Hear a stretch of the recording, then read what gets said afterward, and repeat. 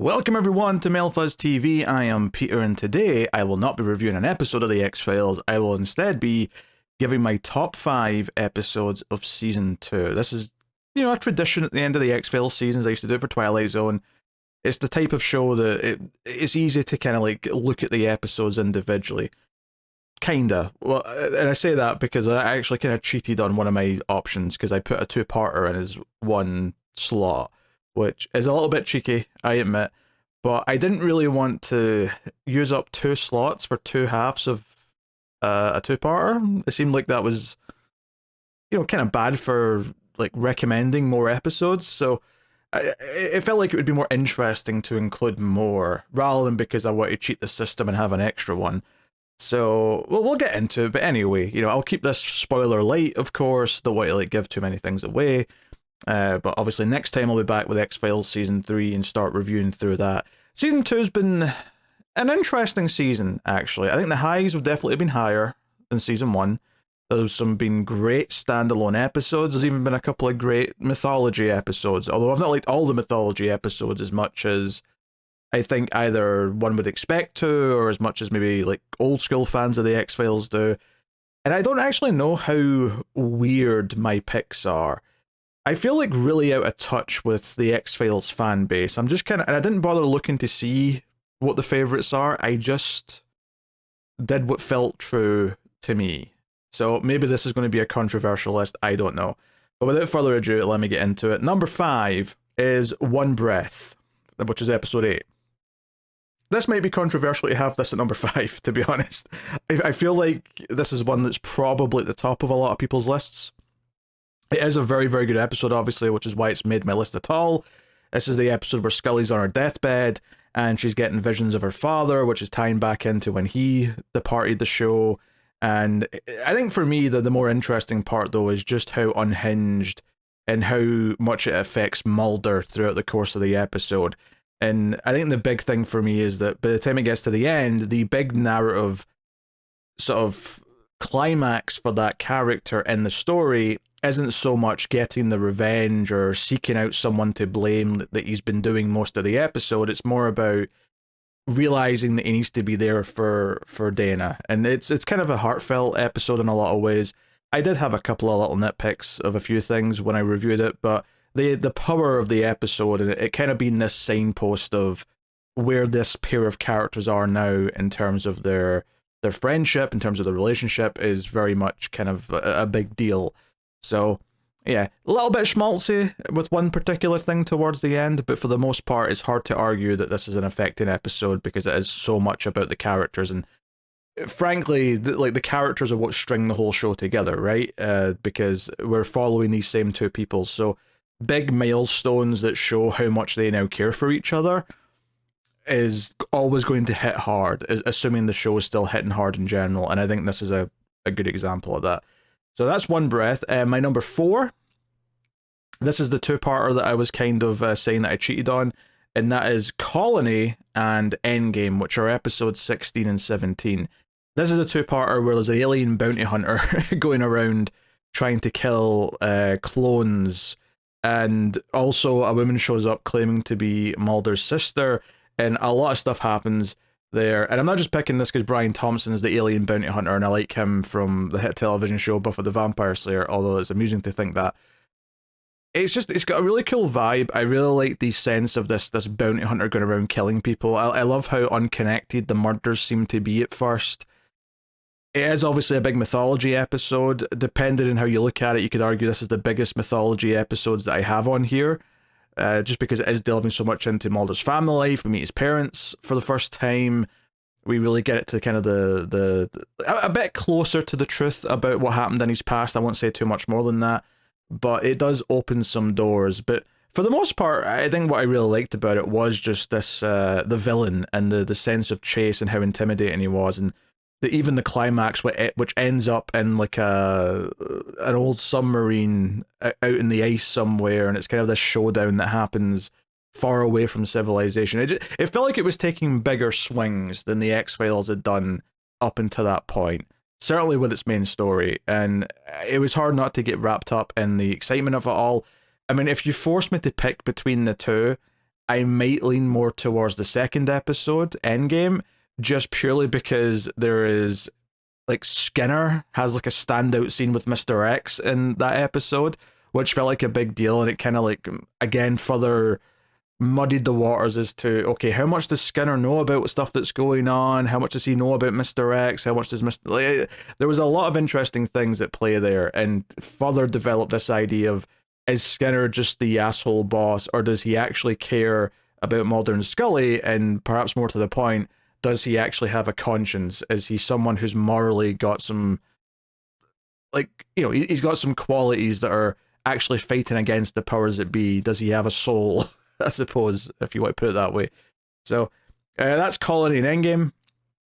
And number 4. Number 3 is episode 13, Irresistible, which is a very standalone episode. It's about a serial killer who's going around and murdering people. There's flashes that indicate that he might be something else, that he might be some kind of demon or some kind of alien or something like that.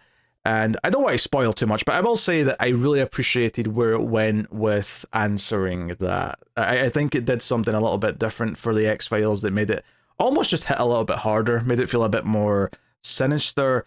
It's another example of there being a good villain. It's got that kind of, I mean, this came much later, but I'll say Zodiac style thing where it'll just cut to scenes of the killer stalking his next victim, and then eventually, you know, kidnapping her, or you know, in one case he brings a prostitute back to his place and makes some weird requests before he turns sinister. But he's there like front and center. We really follow the killer in this episode, which makes you kind of uncomfortable, makes you feel a little bit sleazy. And eventually, when he has a chance to actually encounter Mulder and Scully, he sets his sights on Scully, and that kind of ups the ante for the back chunk of the episode. Now, I do criticize the show sometimes for Scully being put in jeopardy, maybe a little bit too often, but I liked it in this episode because she is specifically targeted by, you know, like it made sense by that point in the episode that this killer would see her and see her as like, oh, the greatest like cunt of all kind of thing.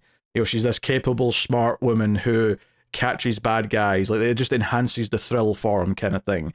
So I you know, it made sense to me in the episode that it went that direction.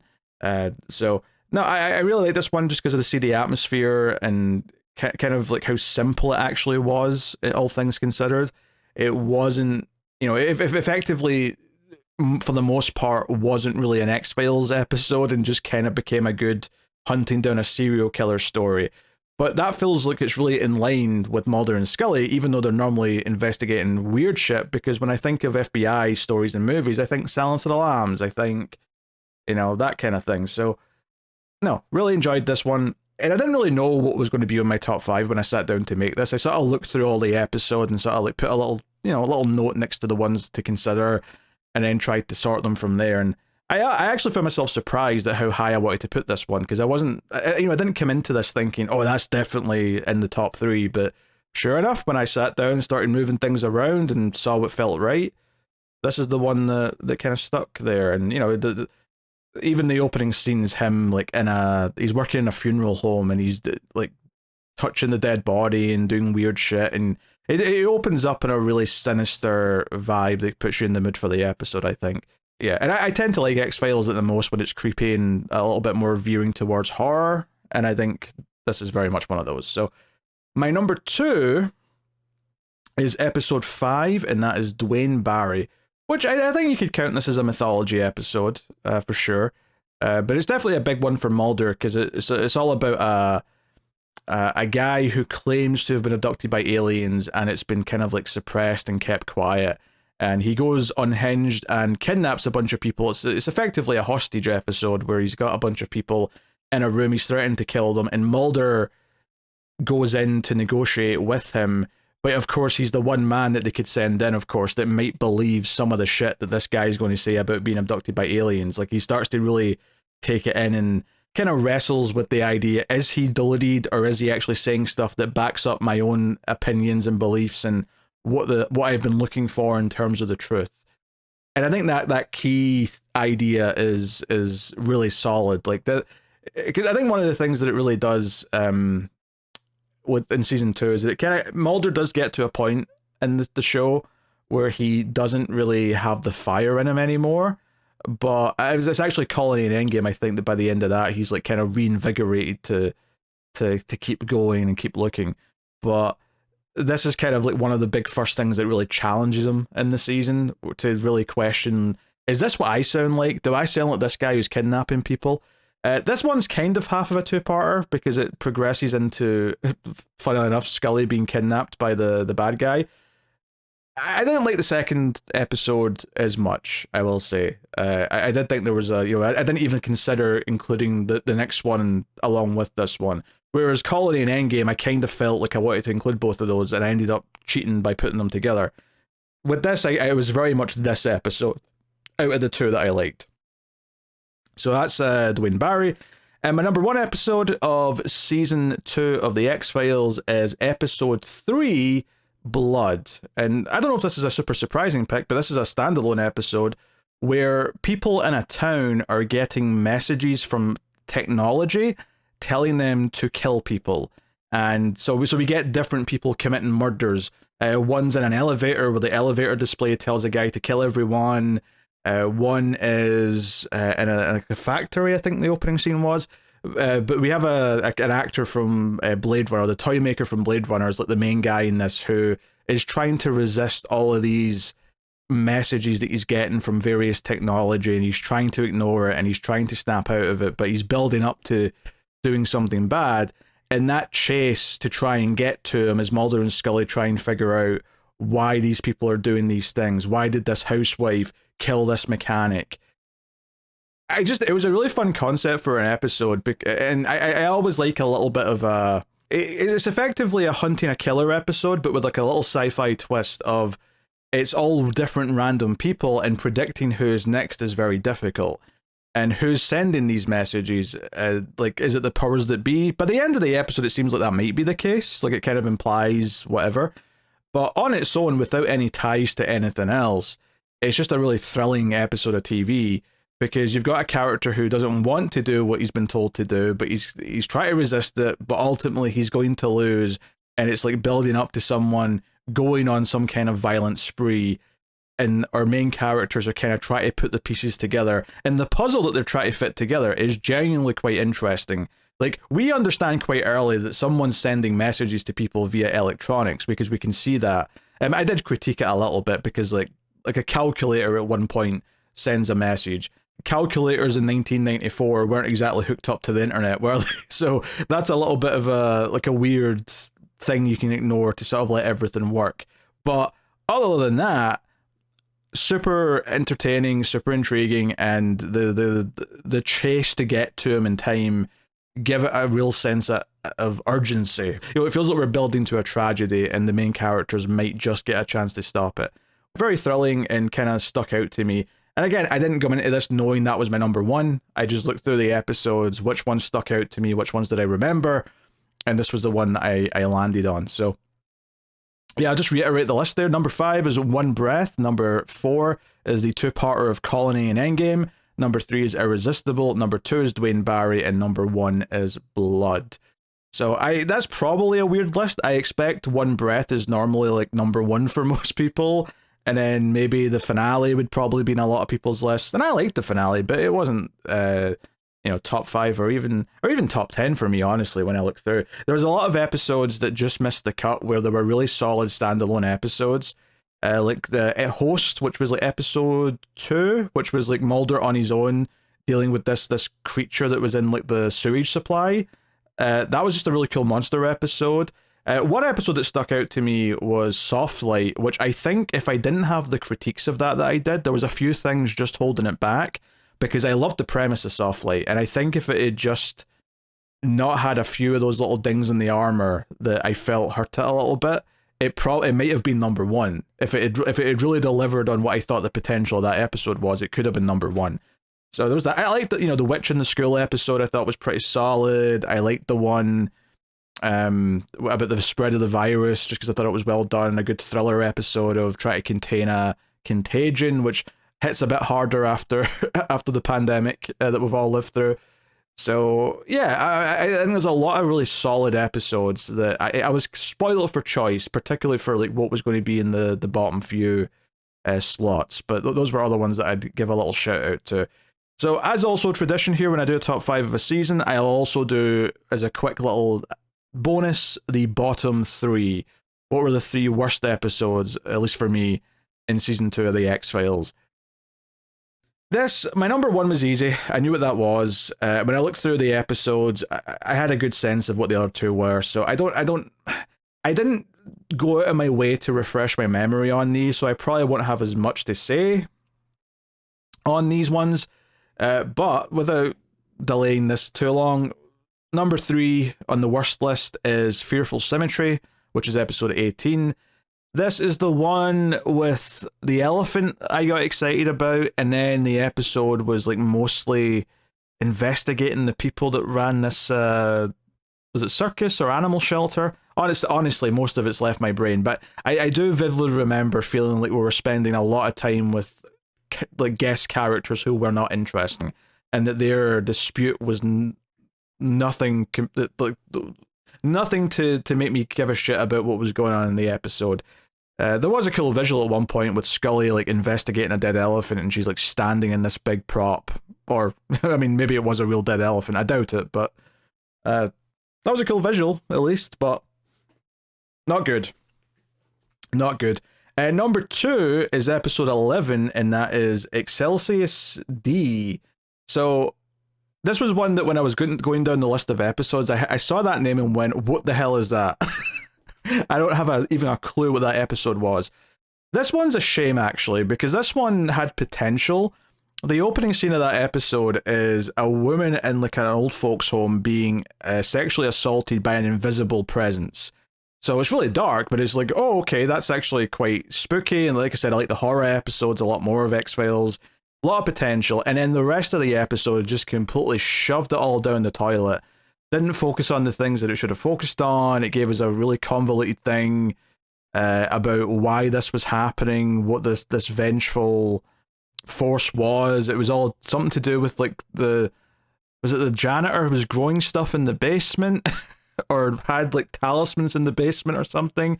And then not only was the plot thoroughly uninteresting and just not what I wanted from it as it went on, it wasn't a great episode for the characters, especially Mulder, because Mulder always believes that there's something going on. And then this episode is like the first time in the entire show where he basically shrugs and goes, I don't think there's anything going on here, let's just go home. And that really bothered me because he always believes the most absurd stuff. He always jumps the gun and just immediately jumps to the extreme end of the spectrum and says, no, something spooky's happening here. There's aliens, there's ghosts, there's vampires, there's whatever. But the episode that starts off with a woman who's been like assaulted, that's the one time he's like, nah, there's nothing going on here, let's just go home. And I appreciated Scully saying, no, I want to look into this, there's something more here. But the idea that Mulder wanted to just go back and say, there's nothing to investigate here, just really was a bad choice. Like, it's not aged well, but even at the time, I can't imagine thinking, oh, yeah, Mulder's being a good guy here. I don't know. Yeah, just a poor episode. That said, though, it's not the worst episode of the season, because the worst episode of the season is episode 7-3, titled 3, just to make that clear. This is the shitty vampire episode, where Mulder's on his own, and despite the fact that this is right in the middle of the time where Scully's missing, he goes to LA to investigate. I can't even remember why he goes to investigate, but he ends up in like a weird flirtation with this woman who's a vampire, and her vampire lover's coming back or something. I don't know, I've forgotten all the details, but I just remember like shitty scenes where he's at like a goth club and he meets her for the first time and they have like a one night stand or whatever, and yeah, then there's a confrontation, and it's just like, it's enough of a problem that it's a really filler feeling episode when something big is going on that's not been resolved yet. So that's a problem in and of itself. But even just as a standalone episode, the tone, like we're going for sexy vampire episode and Mulder's seduced by this, I don't know, it's not what I wanted. It was a chore to sit through, and this one's going to stick out. When I get to the end of the show eventually, I'm going to remember this episode as one of the worst episodes of the whole show. I hated this episode. So there was no competition for me. This was number one with a bullet. I didn't know what my favorite episode of the season was, but I knew coming into this video that 3 was the worst episode of the season, and I don't even hesitate. So there you go. That's my bottom 3 episodes along with my top 5. Hopefully, this was at least an interesting list, if nothing else. But I will be back next time with season 3, episode 1 of the X-Files review. So hopefully looking forward to that. Of course, check out the other stuff that I've been doing, like Person of Interest and whatnot. The news show is all kind of dried up recently, but I'm sure we'll have something else to look at soon. But yes, let me know what you thought of my top 5 in the comments. What are your favorite episodes of season 2 of the X-Files? And of course, you can support all the content over at patreon.com/MailFuzzTV and get some bonuses for your trouble. Or you can support via YouTube membership. Any and all support is greatly appreciated. Thank you very much for joining me. I'll see you guys next time. Keep watching TV. Have you got any vanilla?